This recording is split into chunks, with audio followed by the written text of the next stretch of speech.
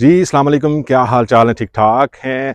जब हम global village की बात करते हैं कि वर्ल्ड जो है वो इस वक़्त ग्लोबल विलेज बन चुकी है और हर कंट्री जो है वो सोशल मीडिया के ज़रिए या इंटरनेट के ज़रिए एक-दूसरे से कनेक्टेड है।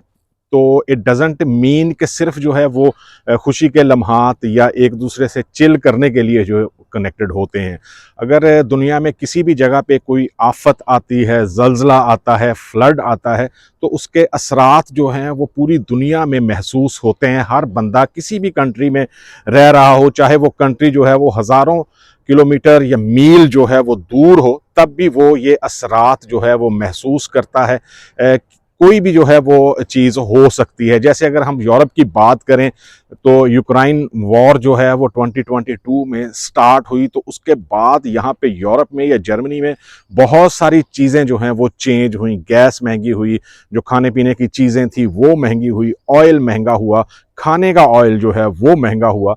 बहुत सारे इम्पैक्ट जो हैं वो यहाँ पे जो लोग रहते हैं यूरोप में उनको देखने पड़े। आहिस्ता आहिस्ता जो है वो इसको फील नहीं करते अब, लेकिन इन्फ्लेशन जो है वो बढ़ने की वजह से लोगों की जो कुव्वत ख़रीद सी वो कम हुई, कॉफ क्राफ्ट जिसको कहते हैं। इसके बाद अब जो जंग स्टार्ट हुई है, उसके असरात भी जो है वो यहाँ पे नमूदार होना शुरू हो चुके हैं। आप गेस करें कि सिर्फ एक दिन में जो ऑयल की प्राइसेस हैं यहाँ पे जर्मनी में, वो 18 सेंट पर लीटर जो है वो बढ़ी है। इसके असरात जो हैं, जो आम बंदा जो जिसका इस जंग से कोई लेना देना नहीं है, वो सिर्फ अपना काम कर रहा है यहाँ पे जर्मनी में या यूरोप के किसी दूसरे कंट्री में या मिडल ईस्ट में, वो उसके असरात जो है वो महसूस कर रहा है। लोगों की ज़िंदगियाँ जो हैं वो आहिस्ता आहिस्ता एक ऐसी सिमत की तरफ जा रही हैं जहाँ पे उनको कुछ समझ नहीं आ रही कि वो कैसे जो है वो सर्वाइव करेंगे। एक दिन में सिर्फ जो है वो यहाँ पे ऑयल की प्राइसेस जो हैं वो बढ़ी हैं, और अभी ये देखना पड़ेगा कि जैसे-जैसे अगर ये वॉर जो है वो ज़्यादा लंबी चलती है, तो इसके असरात यकीनन और भी ज़्यादा ख़तरनाक होंगे। जो लोग यहाँ पे काम करते हैं, सिर्फ़ अपने पैसे कमाने के लिए, अपने घरवालों को, फैमिली को सपोर्ट करने के लिए, अपना फ्यूचर बनाने के लिए, लाखों करोड़ों लोग जो हैं वो अपने मुल्कों से दूर हैं, वो मिडल ईस्ट में रह रहे हैं या यहाँ पे यूरोप में रह रहे हैं। लेकिन इस महंगाई का जो तूफ़ान आने वाला है, या जो ऑयल की प्राइसेस हैं, गैस की प्राइसेस हैं, इसके अलावा जो खाने-पीने की चीज़ें जो हैं वो महँगी होंगी, उसके असरात जो है वो हर बंदे को जो है वो फ़ील करने पड़ेंगे। किसी कोई भी बंदा ये नहीं कह सकता कि वो इस जो बहरान है या क्राइसिस है उसमें से ये सारी चीज़ें देखे बिना जो है वो गुज़र जाएगा। दुआ है कि ये जंग जो है वो ख़त्म हो, और जो लोग किसी जगह पे फंसे हुए हैं वो अपनी नॉर्मल लाइफ की तरफ जो है वो आएँ। लेकिन अभी से फ़ील होना शुरू हो गया है कि अगर ये जंग जो है वो ज़्यादा देर तक रहती है, तो इसके असरात जो हैं वो क्या क्या कितने ख़तरनाक हो सकते हैं।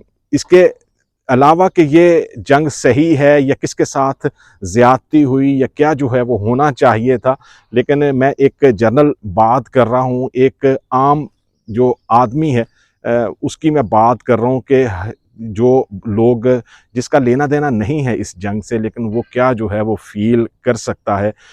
आप गेस करें कि जो लोग स्टूडेंट वीज़ा पे जो है वो आना चाहते हैं यूरोप में, जो लोग ऑसबिल्डिंग के लिए जो है वो यहाँ पे आना चाहते हैं या वर्क परमिट पे यहाँ पे आना चाहते हैं, तो कितना मुश्किल जो है वो उनके लिए हो जाएगा। इसके अलावा जो लोग सोशल मीडिया यूज़ करते हैं, बहुत ज़्यादा यूज़ करते हैं, उनको एहतियात करने की ज़रूरत है, क्योंकि जब भी जो है वो किसी भी कंट्री के वीज़ा के लिए अप्लाई करेंगे, तो यकीनन जो है वो जो एम्बेसीज़ हैं वो उनका सोशल मीडिया हैंडल जो है वो चेक कर सकते हैं, और कोई भी ऐसी पोस्ट करने से गुरेज़ करें।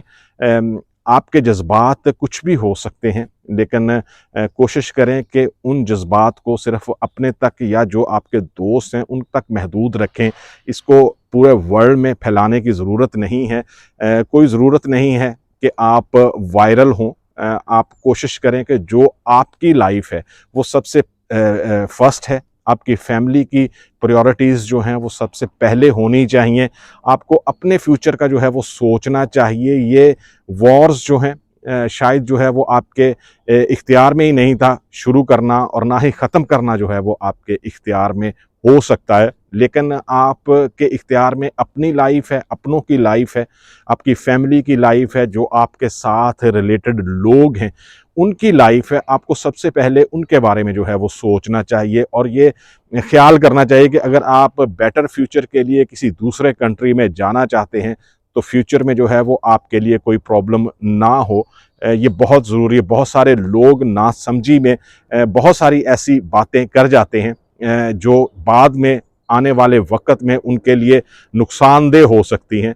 एहतियात करें और कोशिश करें, दुआ करें कि ये जंग जो है वो जल्दी ख़त्म हो, और जो भी आपके प्लान्स हैं, आप हाउस बिल्डिंग के लिए यहाँ पे आना चाहते हैं, आप वर्क वीज़ा पे आना चाहते हैं, आप एज ए स्टूडेंट आना चाहते हैं, या आप चांस एंड कार्ड वीज़ा पे जर्मनी में आना चाहते हैं, तो आपके ख्वाब जो हैं वो पूरे हों और उसमें कोई ऐसी हर्डल ना हो।